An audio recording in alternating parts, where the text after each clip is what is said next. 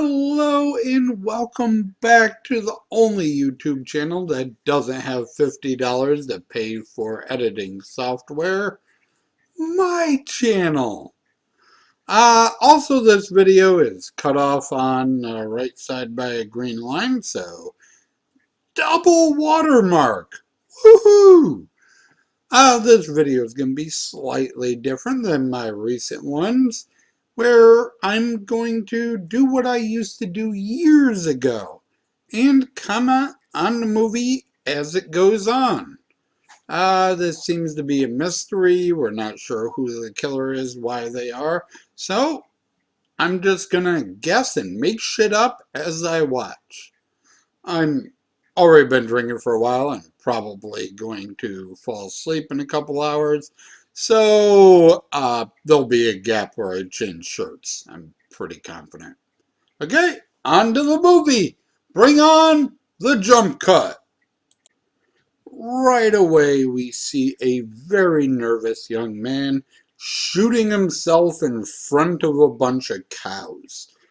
I guess we're supposed to think that he's shooting at a sick cow, but no, he's shooting himself, and then we find out he had just killed his parents.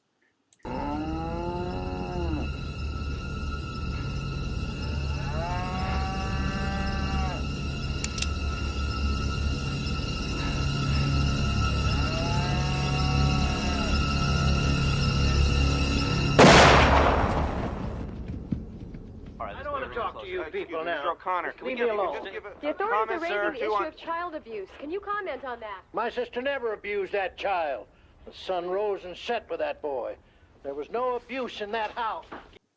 Ray from the future here. Yeah, I'm full of shit. They totally show the bodies of the dead parents before he leaves the house. Oops. The mom of the kids watching the television is Ellie Mills from the Wonder Years, and she gets her daughter to go talk to the new girl that just moved in across the street. I cannot tell if they're terrible actresses or lesbians because they're so uncomfortable talking to each other.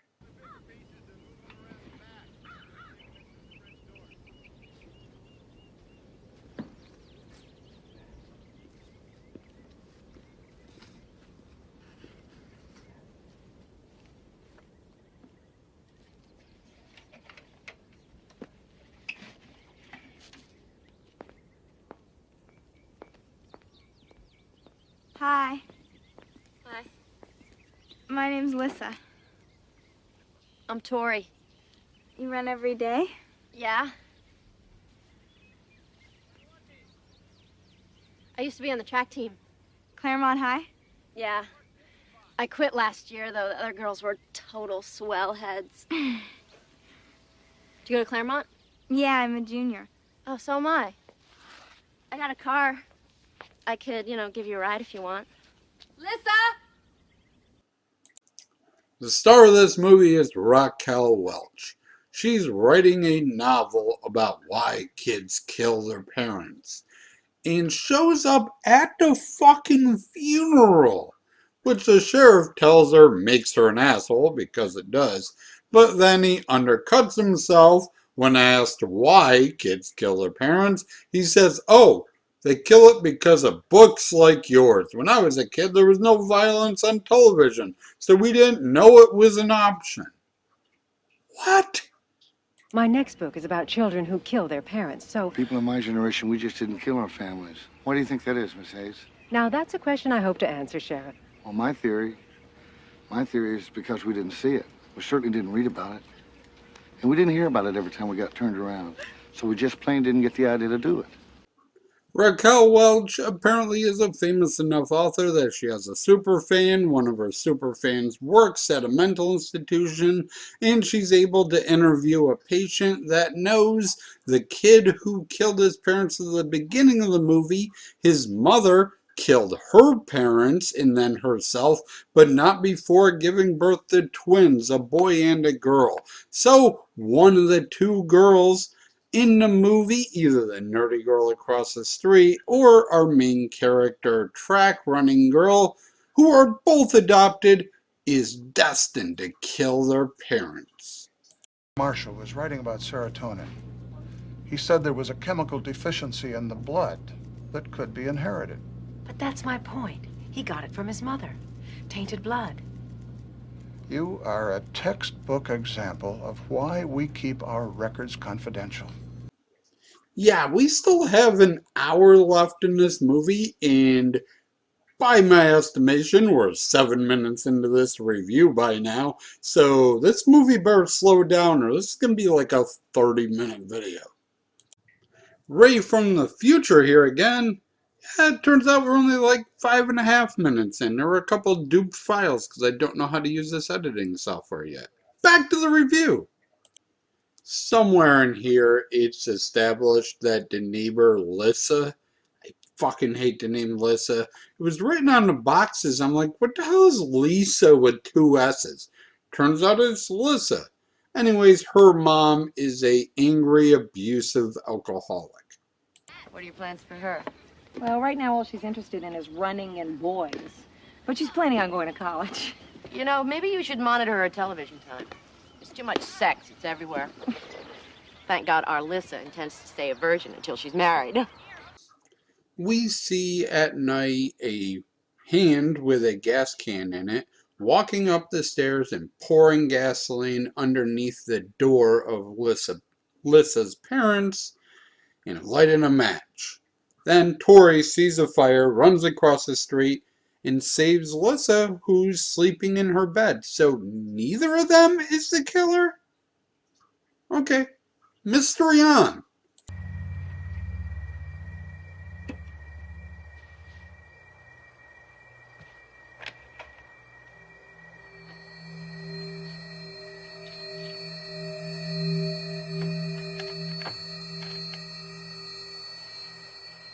Sweetie?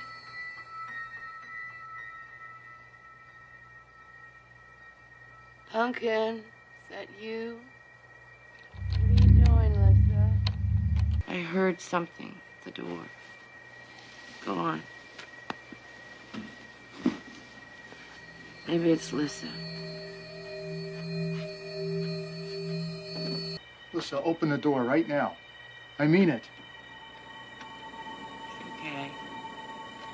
Lissa. She's not listening to me. I'm gonna apologize.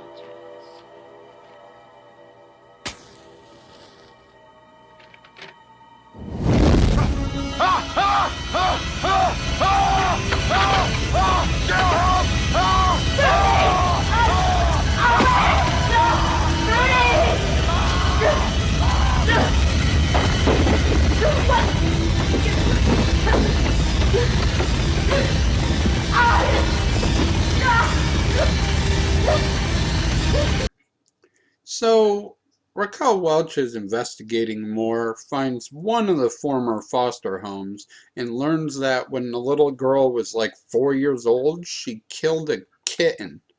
And then Raquel Welch basically gets mauled by this 6-year-old girl trying to get adopted. Oh, I have to go now, Katie. Where are you going? Take me with you. I can't, sweetheart. I'll be good, I promise. Look, I'll come back and see you, okay? No, you won't. Yes.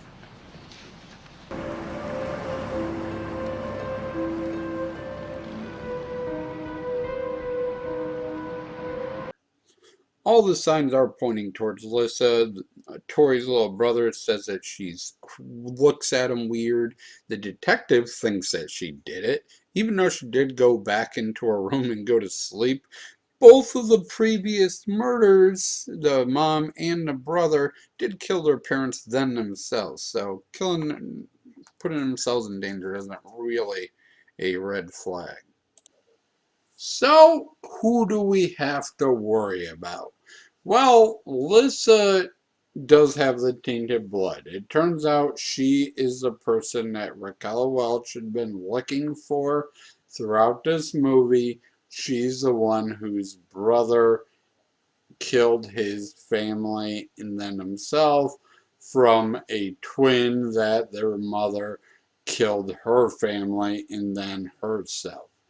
But Tori, the runner chick, she is beating the shit out of her brother all the time about reading her journal. She's having nightmares all the time. So, which one's the bad guy? They both blame each other. What you're doing, you don't fool me. What are you talking about? I'd never hurt you. Oh yeah, you just ruined my life. I saved your life. You're my sister I'm not now. your sister. How? What are you doing? I'm not gonna let you hurt them. They're my parents now. You don't deserve them.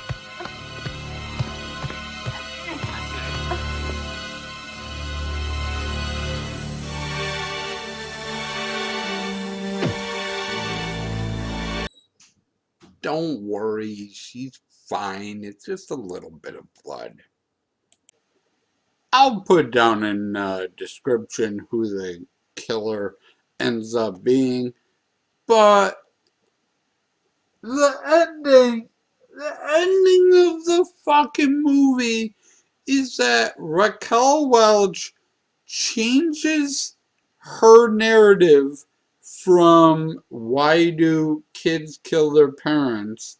There's a whole thing. She tries to cancel the book because it's gonna look down on adoption, and she changes her book to a pro-adoption book. Yeah, I know I called it a novel earlier. It's not a fucking novel. I know the difference between a novel and a book. It's fine. Shut the fuck up. She changes her book to something called How I Met My Daughter. That's a pro-adoption book. Because she totally adopts the weird girl from the foster home that was grabbing her hand, screaming at her. The thing is that no matter who the killer is, either Tori is nuts and has a journal about how she wants to murder people, or Lissa comes from a long line of parent murderers. So whoever the killer ends up being, the other one gets adopted by the family and is totally gonna kill these fucking people. Did you really think I'd get through an entire review of a Raquel Welch movie and not show you something that shows off her boobs? You look pretty ready to me. Almost.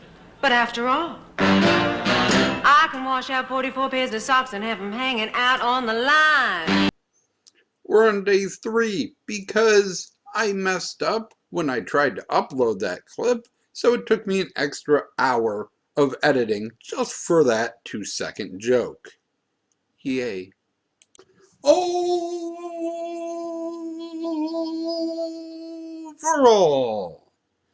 it's a neat little mystery. Both of them are viable suspects, even if the actual killing doesn't totally make sense, because Tori was at her house when the house was on fire, so she would have had to burn down the house, run home, say, Mom, Dad, the neighbor's house is on fire, then run back across the street to save Lissa, who was asleep in bed. I know that the killers kill their parents then themselves, but burning yourself in your sleep doesn't really seem like a viable suicide method to me. So they should have done something different with that. Even if the fire effects of the dad being ablaze forever was pretty cool. It does a good job of keeping who the killer is a mystery because, well, Lissa is more obvious and is the suspect most of the time. Tori has so many underlying angers and weird stuff going on about her that she's a viable suspect as well. The acting, like I said, I honestly did not know if they were going to hook up or just be friends. It's a TV movie, so they probably weren't going to have lesbians in it, but you never know. Like, Tori says, "Oh, Mom, I don't want to talk to the new girl," and then walks across the street, immediately gives her a flirty smile. Lissa's even brushing her fucking hair out of her face, and then immediately, "Oh, I'll give you a ride to school," after hating on her 2 seconds ago. So it either bad acting or they changed the script or something. I just didn't get their relationship. Then the end, like I said, I don't know why they would want any of these children. They all seem terrible. Lissa snaps and kidnaps Tori's baby sister. Tori's beating the shit out of her brother. They're both terrible. Need to go back to the freaking home. They send Lissa back to the home for a little bit, and then she escapes to beat up Tori because she thinks Tori put her there somehow. Craziness. It's a made for TV movie. It's fun enough to give a look. As for the cast in this one, we have Raquel Welch, who's famous for being Raquel Welch and being gorgeous. We have Allie Mills as Tori's mom. She was in The Wonder Years, as I mentioned. Joan Van Ark as Lissa's mom. She was on Knots Landing. Tori is played by Carrie Green, who is Andy in The Goonies. And Lissa is played by Natasha Gershon Wagner, who was in The 4400 and a movie called SFW that we've mentioned in the past and is in my pile of DVDs over there somewhere. This one is directed by Matthew Patrick, who did a bunch of direct-to-TV stuff and shorts that I've never fucking heard of. It's written by Ginny Corella, who did the story, never really did anything else, and Kathleen Rowell, who did the screenplay for The Outsiders, and then not much else, really. Thank you for watching, and as always, I shall try to do better next time. Man, I gotta find a way to make these reviews shorter again. Here's a clip of Raquel Welch and Cher singing some more. You come to me hungry, you know I'm gonna fill you full of grits. If it's loving you're lacking, I'll kiss you and give you the shivering fits. 'Cause I'm a woman, W-O-M-A-N. I'll say it again.